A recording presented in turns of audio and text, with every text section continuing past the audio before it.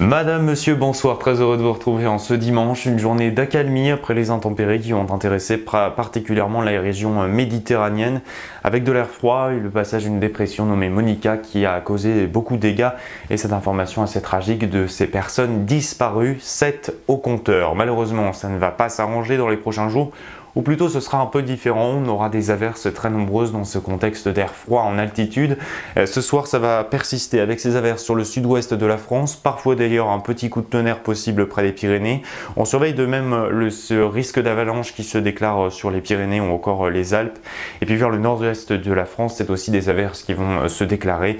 En revanche au nord-ouest un peu plus d'éclaircies qu'on espère particulièrement entre la Normandie et les Pays de la Loire. Avec cette agitation, les cours d'eau réagissent, soyez prudents, notamment en direction des Cévennes et en poussant vers les Bouches-du-Rhône et le Var. On attend de nombreux débordements dans les prochaines heures. Soyez particulièrement vigilants, notamment sur l'aval du Rhône et puis également dans l'Yonne avec ce département concerné par cette vigilance orange ou encore dans les estuaires du golfe de Gascogne, là encore lors des pleines mers avec ces forts coefficients de marée. Demain matin, beaucoup d'averses à attendre du sud-ouest jusqu'au nord-est une nouvelle fois sur ce même axe. Dans l'après-midi, elle pourra même prendre un caractère orageux. Notez la neige qui tombera sur l'ensemble des reliefs des 1000 à 1500 mètres et puis un peu plus d'éclaircies peut-être entre la Bretagne et le centre de la France. Vous noterez aussi ces éclaircies près de la région PACA. En revanche, les averses elles persisteront du côté de la Corse et elles seront parfois là encore orageuses. Les températures du matin, 1 degré attendu en direction de Alençon ou encore d'Aurillac, vous aurez jusqu'à 11 degrés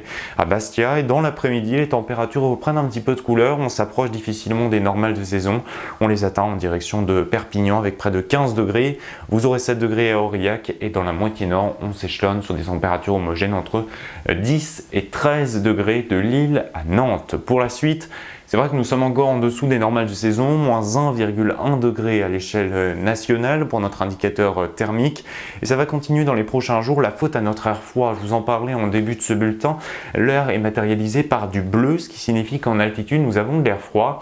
Et ça provoque donc des averses. Ça va continuer pour ces prochains jours, sauf que la masse d'air douce va revenir à partir de jeudi. Et cette masse d'air douce, c'est peut-être une bonne nouvelle pour certains, mais elle sera accompagnée d'un temps très sec. En attendant mardi, encore beaucoup d'averses sur l'ensemble du territoire, un ciel très nuageux, de la neige en montagne et du vent également auprès des régions du nord-ouest de la France.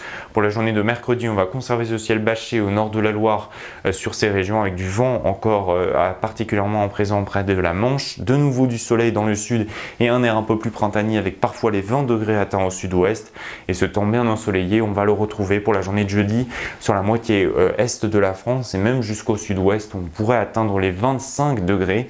Ce sera véritablement le printemps sur ces régions. En revanche, une nouvelle perturbation pointera le bout de son nez. Elle traversera le pays pour la journée de vendredi avec à l'arrière des averses, un ciel variable et parfois des giboulées orageuses. Ce sera le cas sur la moitié nord notamment. Les températures conserveront les couleurs qu'elles auront reprises. Et pour le week-end prochain, bien, on reprend les mêmes et on recommence avec des averses nombreuses sur le pays et un temps plutôt doux pour la saison.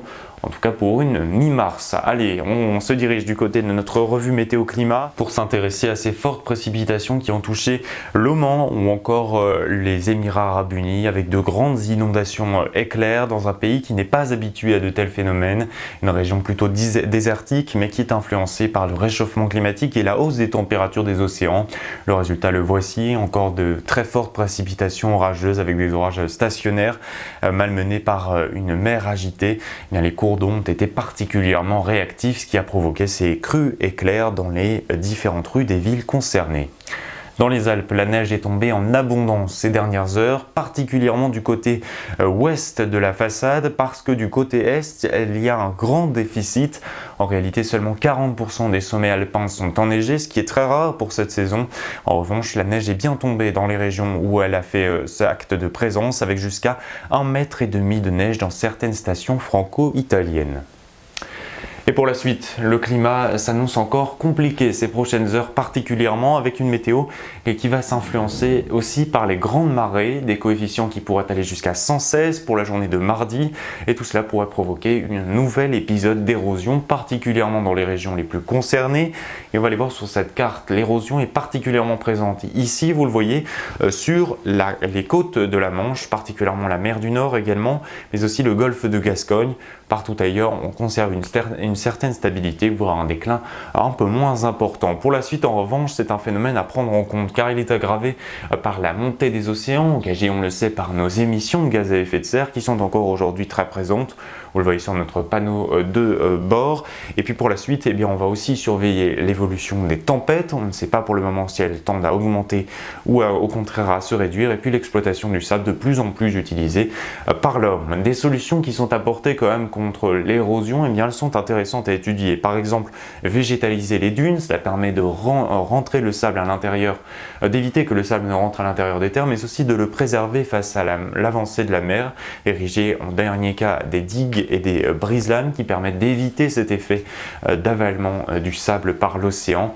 Et puis on peut aussi compter sur la sensibilisation du public pour aider justement une meilleure gestion de nos plages et du littoral. Demain, nous serons le lundi 11 mars, nous fêterons les Rosines. Nous gagnerons 4 minutes d'ensoleillement. Je vous souhaite d'ici là une particulièrement belle soirée, une très bonne semaine également. Je vous retrouve avec plaisir dimanche prochain.